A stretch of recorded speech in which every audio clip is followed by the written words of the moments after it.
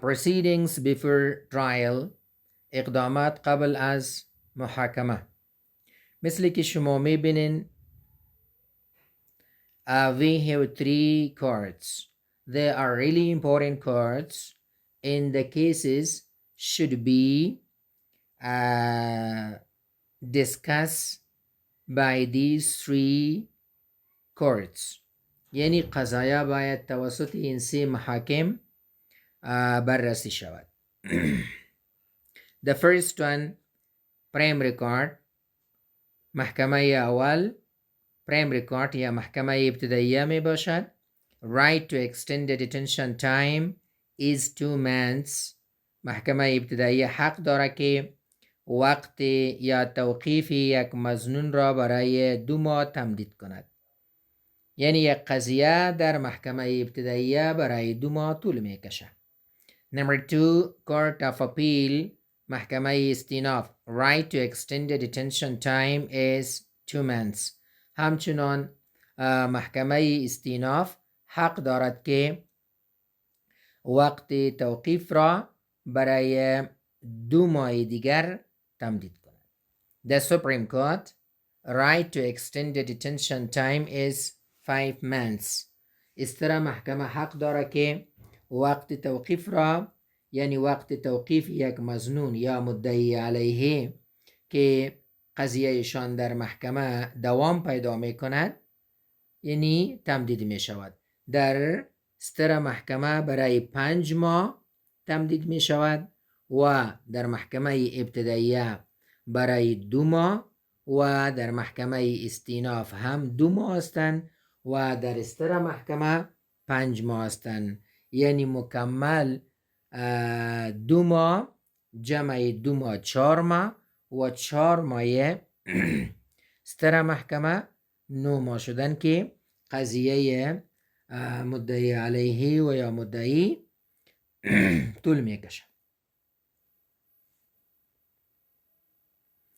سلاید بعدی سلاید معلومات درباره اقدامات قبل از محاکمه می باشد. Proceedings before trial. Reading section بخش مطالعه است. بخش مطالعه میاییم به مطالعهشان. Let's pronounce these words. Reading section. The proceedings before a trial are part of a legal process of a case. It starts from the time of arrest until trial. Once a suspect is arrested, he or she can be detained for up to 72 hours by the police. During this time, the prosecutor must get enough evidence to prove he or she should go to a pre-trial hearing. At the hearing, the judge will decide if there is enough evidence. If there is enough evidence, the trial will be scheduled. Once enough evidence is found to refer the suspect to the court, he or she is referred to the primary court. The primary court may renew the detention time for 2 months. The Court of Appeals can also extend the detention time for another 2 months if necessary. Finally, during the trial, the Supreme Court has the right to extend the detention time for another 5 months. However, if the detention time runs out before the court runs on the case, the accused should be released. During all this time, from the moment of arrest until proven guilty, the accused is considered innocent. خب میاییم به ترجمه. Let's translate the term from English language into the Persian language. Reading section. بخش خواندن.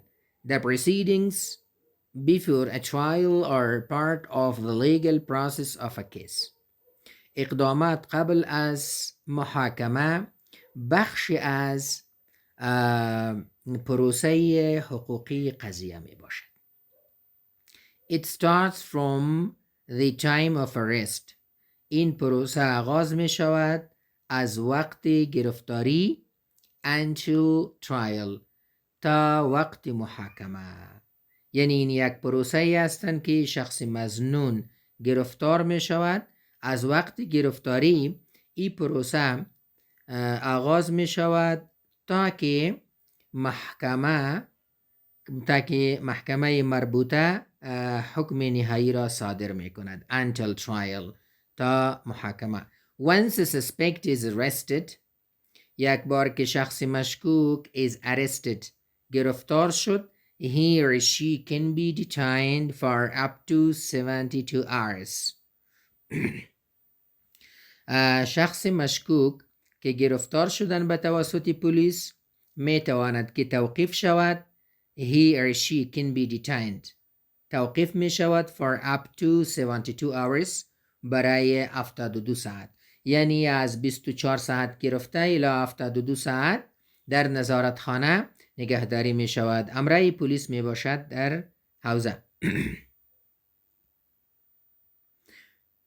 by the police به توسط پلیس نگهداری می شود. during this time در این دوران the prosecutor must get enough evidence.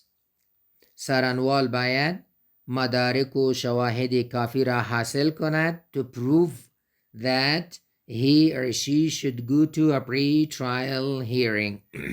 سرانوال باید ثابت بکند که در پرتو امو شواهد و مدارک که شخص واقعا مظنون و یا مشکوک است تا که این قرائن و یا مدارک را پیدا می کند و با اساس این مدارک می تواند که شخص را برای شنیدن قضیه روان کند to a pre-trial hearing. a pre-trial hearing معنی محاکمه قبل از شنیدن.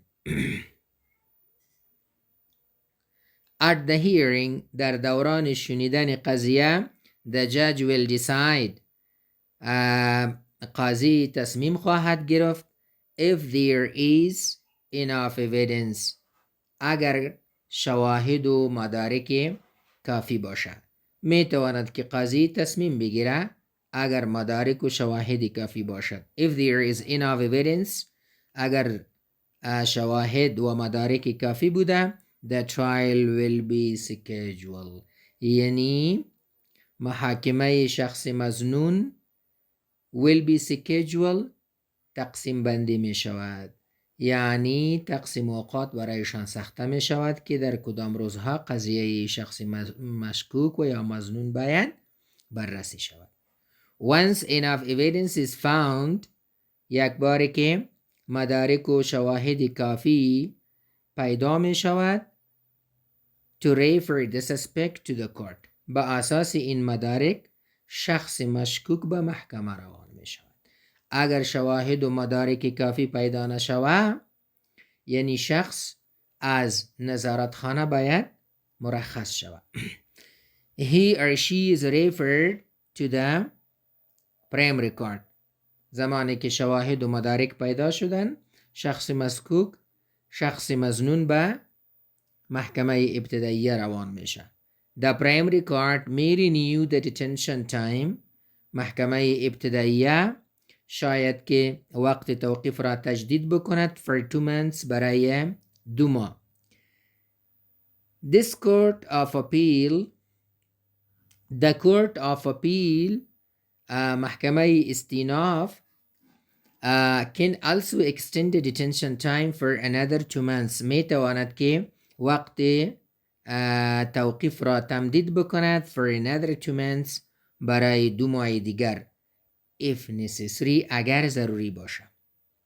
finally بالاخره during the trial در دوران محاکمه the Supreme Court has the right to extend the detention time for another 5 months. محکمه عالی یا استر محکمه حق داره که وقت توقیف یک مظنون را تمدید بکند for another 5 months برای 5 ماه دیگر. یعنی محکمه ابتداییه 2 ماه حق داره که وقت توقیف را تمدید کند و محکمه استیناف هم 2 ماه حق داره که وقت توقیف را تمدید بکند و بالاخره استر محکمه حق دارد که 5 ماه وقت را تمدید بکند که totally become for about 9 months تقریبا 9 ماه می شود.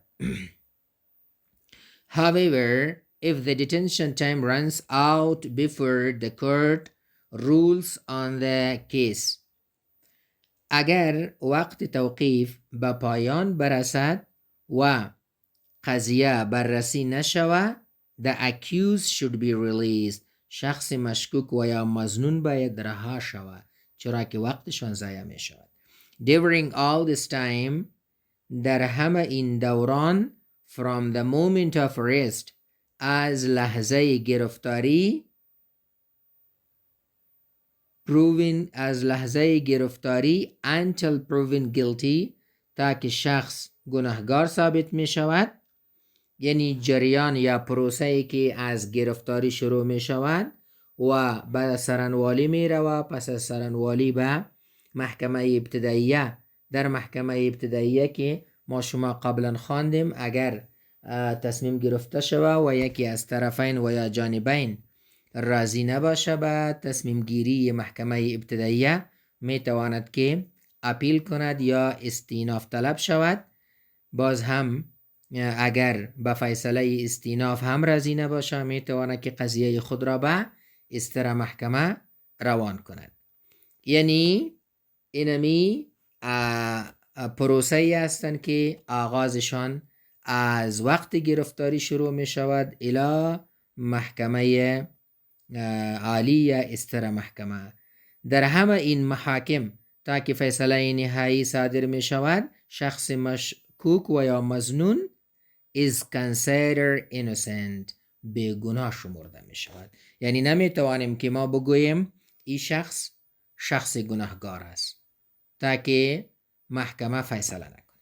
خب در وقت گرفتاری شخص به نام مظنون یاد می شود suspect و زمانی که قضیهشان زیر بررسی گرفته می شود به نام accused یعنی متهم یاد می شود و زمانی که قاضی فیصله نهایی را صادر می کند آن وقت شخص به نام guilty یاد می شود یا شخص گناهگار یا محکوم علیه. خب proceedings before trial اقدامات قبل از محاکمه. Let's study vocabulary or the important words we can study here in this lesson or in this slide. در این سلاید بخیر اصطلاحاتی که مهم هستند و مربوط درس proceedings before trial است میخوانیم با تلفظ و ترجمه. Number word شماره کلمه meaning معنی use in a sentence استفاده در جمله. proceedings جریان عمل یا روان. The proceedings of the trial were carefully followed by both the prosecutor and the defendant. اقدامات قبل از محاکمه به طور احتیاطی تعقیب شدن به توسط دو شخص prosecutor سارنوال or defendant و یا مدعی علیه. Number 2 trial آزمایش یا محکمه. The trial started 3 weeks ago. محاکمه آغاز شدن 3 هفته قبل. Accused person شخص متهم یا شخص مظنون و یا مشکوک. Accused person شخص متهم. An accused person may be either guilty or innocent. شخص متهم شاید گناهگار باشد و شاید بیگناه باشد. Detain توقیف کردن. detain. The police have the right to detain a suspect for 24 hours. پلیس حق دارد که یک شخص مشکوک را برای 24 ساعت نگاه کند در نظارتخانه. refer مراجعه کردن یا فرستادن. After 24 hours, an accused person will be referred to the court by the police. بعد از 24 ساعت شخص متهم می تواند که روان شود به محکمه و هم محکمه ابتدایی است به توسط پلیس، یعنی پلیس او را به محکمه ابتدایی روان می کند. Number 6. renew تجدید کردن. A law can be renewed with the approval of the parliament. قانون می تواند که تجدید شود به توسط تصویب پارلمان. detain or detention حبس یا توقیف. The detention time for a suspect in the primary court is 2 months. وقت توقیف برای یک شخص متهم in the primary court در محکمه ابتداییه is 2 months، یعنی 2 ماه. extend تمدید کردن. The Supreme Court can extend the detention time of an accused person for 5 months. ستر محکمه می تواند که وقت توقیف را برای 5 ماه دیگر تمدید کند. consider ملاحظه کردن. A person is considered innocent until proven guilty.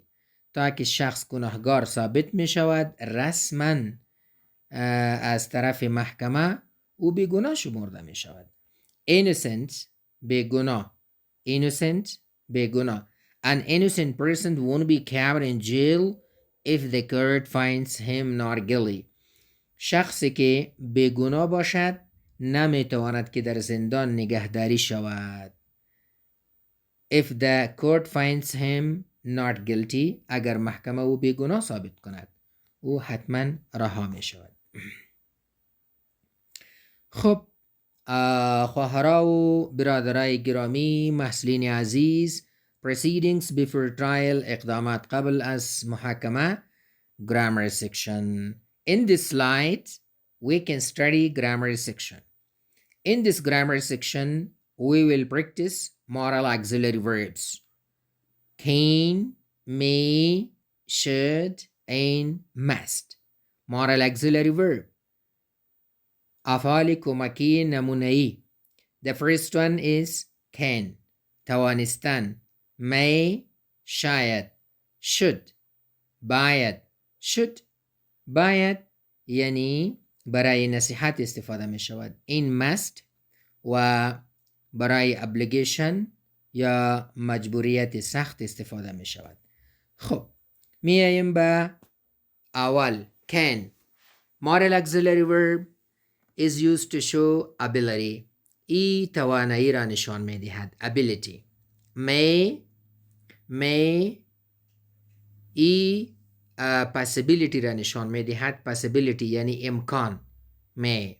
should it's a moral auxiliary verb showing advisability or advice. ای نصیحت را نشان می دهد. in must و moral auxiliary verb must باید ای مجبوریت سخت را نشان می دهد، یعنی معنایشان ای است که must حتما، can می توانه، may شاید، should باید به طور نصیحت، in must و حتما. Definition تعریف. moral auxiliary verbs provide meaning for the verb.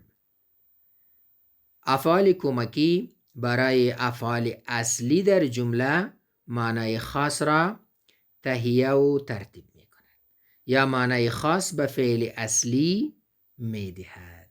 For example به طور مثال ability توانایی می دهد، possibility امکان می دهد، امکان به فعل اصلی می دهد. فعل کمکی توانایی را به فعل اصلی می دهد ability، یعنی به توسط can ما می توانیم که به فعل اصلی ability را بدهیم. ability can ability را نشان می دهد. may showing possibility امکانیت و یا امکان. may همچنان permission اجازه را هم نشان می دهد. should باید advice نصیحت را نشان می دهد. in must obligation وظیفه را نشان می دهد و یا مجبوریت را نشان می دهد. افعال با قاعده معنای خاص را به فعل می دهد. افعال کمکی با افعال اصلی معنای خاص را می دهد. structure subject plus model auxiliary verb plus base form of a verb plus object plus complement of a sentence. در این auxiliary verb structure یا فرموله چی است؟ فرمولهشان اول subject فاعل استفاده میکنیم plus جمع model auxiliary verb یک فعل کمکی را استفاده میکنیم. پس base form of a verb یعنی فعل اصلی را استفاده میکنیم. object بعد از فعل object است که مفعول است. plus complement of a sentence پس تکمیله جمله است. خب examples به طور مثال I can work hard ما می توانیم که کار سخت را انجام بدهیم. I can is a model auxiliary verb showing ability یعنی توانایی را نشان می دهد. work فعل اصلی است با این فعل اصلی توانایی را می دهد. I can work hard ما می توانیم که کار سخت را انجام بدهیم.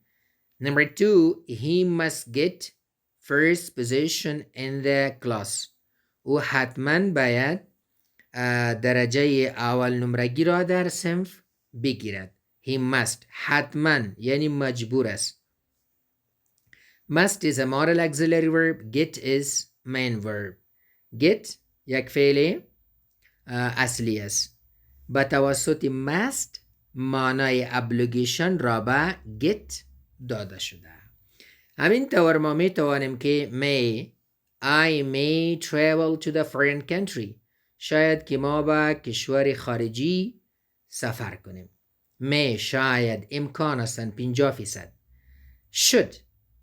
should I should obey all the rules of the country ما باید اطاعت همه قوانین کشور را بکنیم. should نصیحت است. I should for example I should help the poor people ما باید همراه مردم بیچاره کمک کنیم especially in the lockdown period of coronavirus در مرحله lockdown period یعنی در مرحله این ویروس و یا قرنطین. in must مجبوریت است مثل که در مثال خوانده شده. we must study very hard on online LMS system learning management system حتما باید درس ها را با توسط آنلاین یا سیستم LMS یاد بگیریم. خب این بخش گرامر بوده. بعد از بخش گرامر میاییم به conversational activities فعالیت های محاوروی. محاوره هستند درباره محاکم. perform the below conversation with the partner conversation زیل را انجام می دهید همراه همکارتان. student 1 and student B. excuse me can I talk to you for a little bit معذرت می خواهیم می بخشین can I talk to you for a little bit آیا همراهتان کمکی صحبت کرده می توانیم. student 2 sure یقینا what can I do for you چی خدمت کرده می توانیم. student 1 I'm new to town ما در این شهر نو آمدیم ناشنا هستیم. I'm visiting my friend ما همراه دوست خود ملاقات میکنیم. but he has a problem now اما او حالا مشکل داره. student 2 what kind of problem چی نوع مشکل. Student 1 he is accused of murdering his roommate. او متهم شده به قتل متقیش. Is he in jail now? آیا او فی الحال در زندان است؟ Student 1 yes he is. بله او در زندان است. But I know him very well. اما او را خوب میشناسم. He cannot be a murderer. نمیتواند که او قاتل باشه. Student number 2 in any case به هر صورت let me know if I can do anything for you. اجازه بدهید که ما امرایتان چی کرده میتوانم. Student 1 can you just tell me about the proceedings before trial? آیا می توانند که برای ما بگوین که چی است یا چی اقدامات است قبل از اقدامات محکمه؟ قبل از اقدامات محکمه ما باید چی بکنیم؟ Student 2 yes I can. بله می توانم که برایتان بگویم. But tell me اما برای ما بگوین has he been charged for the crime yet? آیا تا هنوز او به جرم متهم شده؟ Student number 1 no not yet. نه تا هنوز به جرم متهم نشده. He is still in the detention center. او تا هنوز در مرکز توقیف است. Student 2 oh right. او درست است. I know how long the courts can extend the detention time. ما میفهمیم که تا کدام مدت محاکم وقت توقیف را تمدید می کند. Student 1 really براستی can you tell me exactly about the prime record? می توانند که برای ما بگوین با طور دقیق وقت توقیف محکمه ابتدائیه. How long does it have right to extend the detention time? تا چقدر وقت محکمه ابتدائیه می تواند که وقت توقیف را تمدید کند؟ Student 2 are you kidding me? Are you kidding me? مرا وشتک فکر کردی؟ یعنی فکر کردن که ما نمیفهمیم؟ حتما ما میفهمیم. Are you kidding me? Don't you know I'm a lawyer? آیا تو نمیفهمی که ما حقوقدان هستیم؟ Of course I can. البته ما میتوانیم که برایتان بگوییم The time is 2 months. وقت توقیف 2 ماه است. Student 1 if all these courts cannot prove my friend guilty then what? اگر همه این محاکم نتواند که دوست مرا گناهگار ثابت نکند then what? پس چی می شود؟ Student 2 then your friend is found innocent and he will be freed. پس دوستتان بیگناه است و می تواند که رها شود. Student 1 that is good news. خبری بسیار خوب. Thank you so much. بسیار زیاد تشکر. I feel much better. حالا احساسی خوبی میکنیم. I'm relieved. پس راحت شدیم. Student 2 my pleasure. My pleasure یعنی تشکر از شما. سپاسگزار هستیم. خب در سلاید بعدی محصلینی و محصلات گرامی homework. ما homework داریم یعنی کار خانگی است.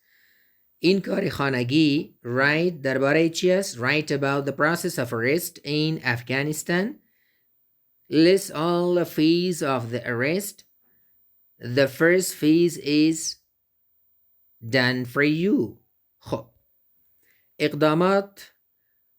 اقدامات خارج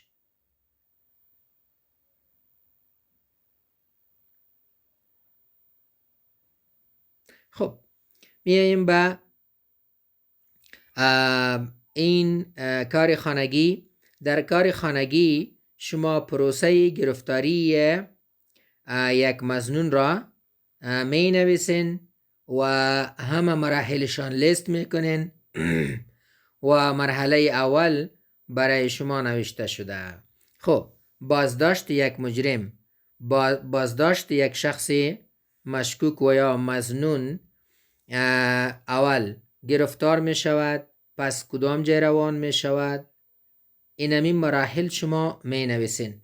به طور مثال the police see a crime. پلیس جرم می بینه. در قدم دوم they arrest a criminal. اونا مجرم یا شخص مظنون را گرفتار می کند. Number 3 he shift them to the custody. اونا روان میکنه به نظارت خانه. اینمی قسم بعد از نظارت خانه they send him to the attorney department. اونا به سرانواری معرفیشان میکنه یا introduce him to the attorney department. و بعد از این بعد از سرانواری being sent to the primary court و محکمه ابتداییه اونا فرستاده می شود. اینمی مراحلشان شما بخیر ذکر میکنید. مرحله اول برای شما اینجا ذکر شده. بسیار زیاد تشکر.